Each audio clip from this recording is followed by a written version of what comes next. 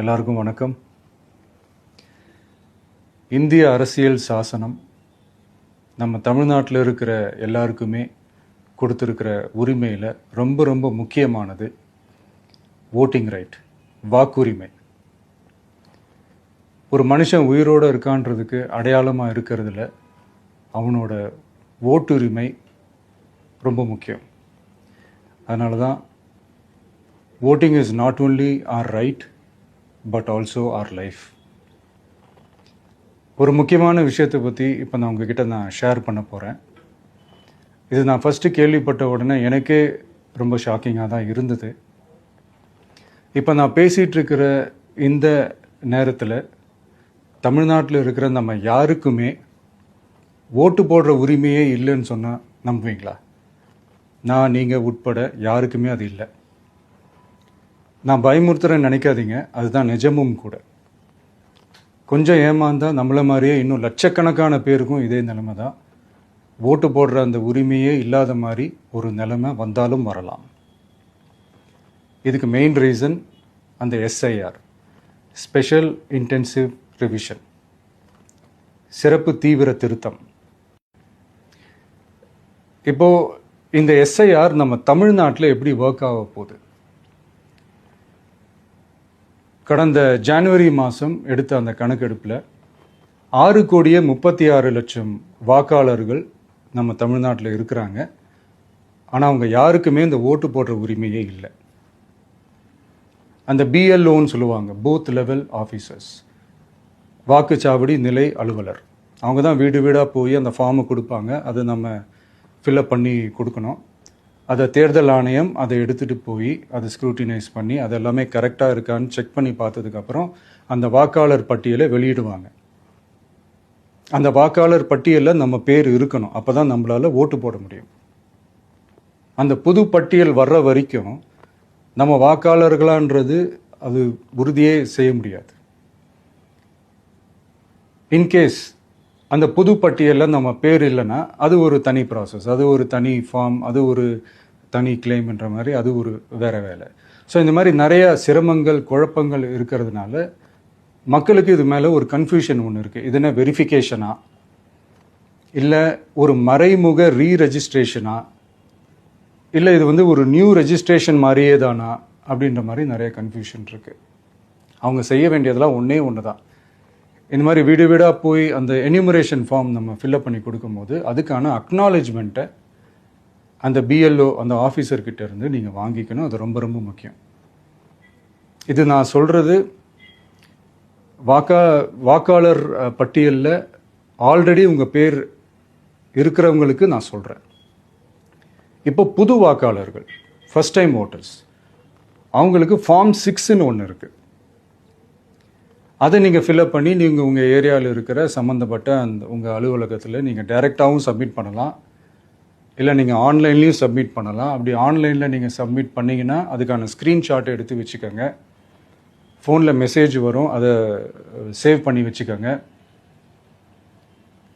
அப்ராடில் இருக்கிறவங்க கூட அந்த எஸ்ஏஆர் ஃபார்மை டவுன்லோட் பண்ணி நீங்கள் அதை ஃபில்அப் பண்ணி சப்மிட் பண்ணலாம். அதுக்கான அக்னாலேஜ்மெண்ட்டை வாங்கி வச்சுக்கோங்க. ரொம்ப முக்கியமாக உங்களோட பிஎல்ஓ அந்த ஆஃபீஸர் யாருன்னு தெரிஞ்சு வச்சுக்கோங்க. இந்த தேர்தல் ஆணையம் அந்த வெப்சைட்டில் போனீங்கன்னா அந்த பர்டிகுலர் பிஎல்ஓ ஆஃபீஸரோட ஃபோன் நம்பர் கூட நீங்கள் எடுத்து வச்சுக்கலாம். இன்கேஸ் உங்களை யாரையும் ரீச் பண்ணலை இல்லை உங்களுக்கு அந்த ஃபார்ம் கிடைக்கல அப்படின்னா நீங்கள் அவரை காண்டாக்ட் பண்ணி அந்த ஃபார்மை வாங்கி நீங்கள் ஃபில்அப் பண்ணி நீங்கள் சப்மிட் பண்ணலாம். ரொம்ப முக்கியமாக அதுக்கான அக்னாலேஜ்மெண்ட்டை வாங்கி வச்சுக்கோங்க. இது எல்லாமே சரியாக செஞ்சாலும் இந்த எஸ்ஐஆர் மேலே சில டவுட்ஸ் இருக்குது. அது என்னென்னா, இந்த 6,36,00,000 வாக்காளர்களுக்கு ஒருத்தர் விடாமல் இந்த ஒரே மாதத்துக்குள்ளே எப்படி எல்லாருக்குமே அந்த ஃபார்ம் போய் ரீச் ஆகும்? ஒன்று. ரெண்டாவது, நீங்கள் வரும்போது வீட்டை பூட்டிட்டு வேலைக்கு போயிட்டு என்ன பண்ணுறது? இப்போ நீங்கள் வருவீங்கன்றதுக்காக வேலையெல்லாம் விட்டுட்டு வீட்டுக்குள்ளேயே உட்காந்துட்ருக்கணுமா? ஸோ இதில் மெயினாக பாதிக்கப்பட போகிறது உழைக்கிற மக்கள், ஏழைகள், வேலைக்கு போகிற பெண்கள். இவங்களுக்கு யார் கரெக்டான அந்த பதில் சொல்ல போகிறது? ஒரு நியாயமான எஸ்ஐஆர்னா என்ன நடக்கணும்? இப்போது இறந்து போனவங்கள மார்க் பண்ணி அதுலேருந்து டிலீட் பண்ணணும். இப்போ போலி வாக்காளர்கள் இருந்தாங்கன்னா அவங்கள மார்க் பண்ணி டிலீட் பண்ணணும். இப்போ ஆல்ரெடி ஓட்டு இருக்கிறவங்களுக்கு எதுக்கு இந்த ரெஜிஸ்ட்ரேஷன் என்ற பேரில் இவ்வளவு குழப்பங்கள் அப்படின்றது தான் எங்கள் கேள்வி. இப்போ புதுசாக வர வாக்காளர்களையோ இல்லை ஓட்டு இல்லாதவங்களையோ சேர்த்தா பத்தாதா? இப்போ ரீசெண்டாக நடந்த இப்போ எலெக்ஷன் 2021, 24 எப்படி எல்லாருமே ஓட்டு போட்டோம்?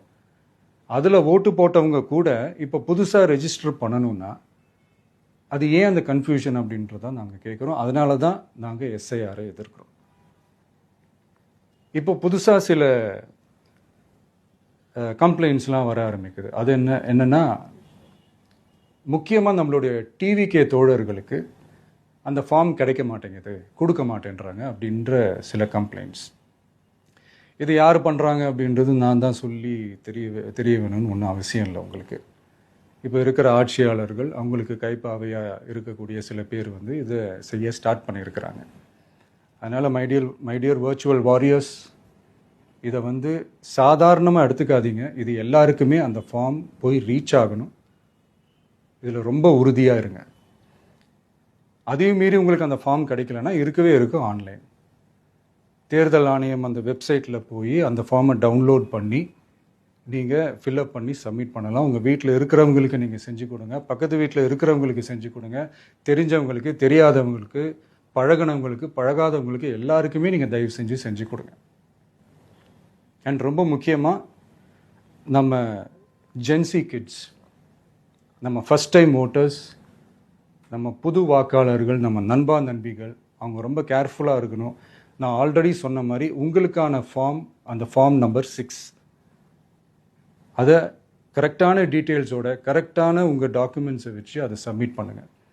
ஏன்னா வரப்போகிற தேர்தலில் நீங்கள் தான், அந்த ஜென்சி வாக்காளர்கள் தான் மிக முக்கியமான ஒரு ஃபோர்ஸ் அப்படின்றது எல்லாருக்குமே தெரிஞ்ச ஒரு விஷயம். அதனால் உங்களை டிஸ்டர்ப் பண்ணுறதுக்கு, உங்கள் பேரை அதில் இன்க்ளூட் பண்ணாமல் செய்கிறதுக்கு என்னென்ன வேலைகள் செய்யணுமோ, என்னென்ன தில்லுமுள்ளு வேலைகள் செய்யணுமோ எல்லாமே அவங்க செய்வாங்க. இது நமக்கு எல்லா திசையிலையும் எல்லா பிரச்சனைகள் கொடுத்துட்டு தானே இருக்கிறாங்க. அது டிஃபால்ட்டாக நடந்துட்டு தான் இருக்கும், அது ஒன்றும் பண்ண முடியாது. ஸோ அந்த மாதிரி ஓட்டு போடுற விஷயத்துலேயும் அவங்க என்ன உத்தமராக மாறவா போகிறாங்க? இப்போ நான் சில மீட்டிங்ஸ்லலாம் ரிப்பீட்டடாக ஒரு விஷயம் நான் சொல்கிறேன்ல, 2 பேருக்கு நடுவில் தான் போட்டி அப்படின்ட்டு. அது மேடைக்கு மேடை அவங்க அதை ப்ரூவ் பண்ணிகிட்டு இருக்கிறாங்க. அதனால் தோழர்களே, வரப்போகிற தேர்தலில் நம்ம யாருன்னு காட்டணும், நம்ம பலம் என்னன்னு காட்டணும். அதுக்காக அந்த பலமான, அந்த பவர்ஃபுல்லான ஆயுதத்தை நம்ம கையில் எடுக்கணும். அந்த ஆயுதம் வேறு எதுவுமே இல்லை, ஓட்டு, வாக்கு, ஜனநாயகம்.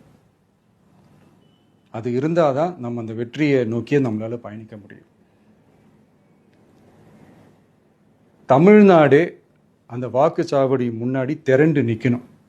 அதை பார்த்துட்டு தமிழ்நாடே தமிழக வெற்றி கழகமா, இல்லை தமிழக வெற்றி கழகம் தான் தமிழ்நாடா அப்படின்ற மாதிரி இருக்கணும். வீடுன்னு ஒன்று இருந்தால் தான் ஓடு மாற்ற முடியும்னு அறிஞர் அண்ணா அவர்கள் சொல்லியிருக்கிறாங்க. அந்த மாதிரி ஓட்டுன்னு ஒன்று இருந்தால் தான் இந்த நாட்டையே காப்பாற்ற முடியும். அப்புறம் இன்னொரு முக்கியமான விஷயம், அந்த எனிமரேஷன் ஃபார்ம் நீங்கள் ஆன்லைனில் நீங்கள் ஃபில்அப் பண்ணும்போது அதில் ஒரு சில ப்ராப்ளம்ஸ் வர்றதுக்கு வாய்ப்பு இருக்குது. அது உங்களுடைய ஓட்டர் ஐடியில் இருக்கிற உங்கள் பேரும், ஆதார் கார்டில் இருக்கிற பேரும், அந்த ஸ்பெல்லிங், இனிஷியல்ஸ் எல்லாமே ஒரே மாதிரி இருந்தால் தான் அது அக்செப்ட் ஆகும், இல்லைன்னா அக்செப்ட் ஆகாது. அது கொஞ்சம் கேர்ஃபுல்லாக பண்ணுங்கள். அது கொஞ்சம் யூசர் ஃப்ரெண்ட்லியாக இருக்கலாமேன்னு கேட்டதுக்கு அதெல்லாம் முடியாது, அதுக்கெல்லாம் வாய்ப்பு இல்லை, அதுக்கெல்லாம் ஆளுங்க இல்லை, பண்ண முடியாதுன்னு ரிப்ளை பண்ணிட்டாங்க.